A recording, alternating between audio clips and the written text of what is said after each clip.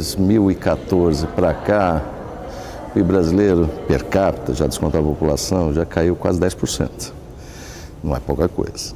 É um ritmo de queda de atividade com reflexo no nível de renda das pessoas.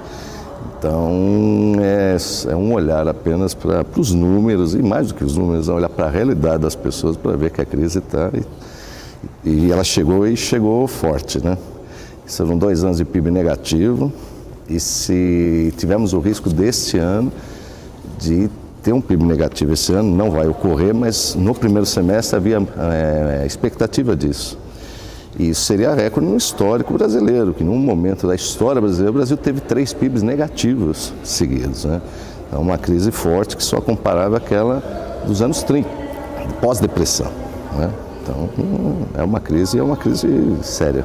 Você precisa, mais do que apenas só dar estímulos ao consumo, você precisa também gerar estímulos para que o empresário retome o nível de atividade dele, que ele invista mais, que ele compre mais máquinas, equipamentos, abra uma filial, amplie o seu galpão, para que a capacidade de produção, a oferta da economia, ela também suba e possa lá na frente dar conta, fazer frente ao aumento do consumo. Porque senão são medidas apenas pontuais que elevam o nível de atividade econômica em determinado momento, mas lá na frente o problema volta a aparecer. Agora a corrupção ela é mais sintomática também sob um outro aspecto. Os desvios de recursos acabam comprometendo um valor grande de gastos do governo que poderiam estar sendo direcionados para políticas públicas, para a saúde, para a educação, para obras de infraestrutura. E isto acaba não havendo esse gasto.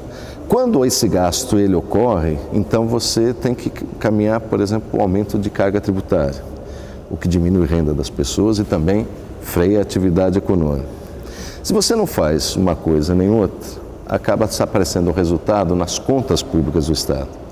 Ele passa a ter déficit, que é o caso atual. Na hora que se fala de ajuste fiscal em aumentar impostos num país que tem esta característica, ou cortar gastos, sabendo que quem mais precisa da presença do Estado em políticas públicas geralmente são os mais pobres, sem dúvida nenhuma é dificílimo explicar para esta sociedade que esse ajuste fiscal não vai afetá-lo. Que é importante sim, mas que ele não vai ter que pagar em boa parte o preço desse ajuste. Se um Bolsa Família retirou 12 milhões e meio de famílias da extrema pobreza, aquele de $1,25 abaixo, uma família de 4 pessoas são 50 milhões. Então, um Bolsa Família que custa hoje pouco mais de 30 bilhões, retirou 50 milhões de pessoas da extrema pobreza. Só que o que se paga de juros são 12 vezes mais. Dá para tirar 600 milhões de pessoas, dá para tirar o continente africano e o asiático da extrema pobreza, que é o contingente de pobres, chega em torno de 700 milhões nesses 2 continentes. Isso é uma questão que pouco se fala, porque isso já afeta outros grupos, não é? Mas isso é importante sempre registrar. Precisa primeiro, acho que a sociedade brasileira ter clareza no que projeto de país, que país ela quer para si. E aí se unir e vamos por esse caminho. Não é? Enquanto ficar cada um pensando apenas individualmente, sem pensar no todo, acho que teremos dificuldades para superar. Não só essa crise e outras que poderão vir.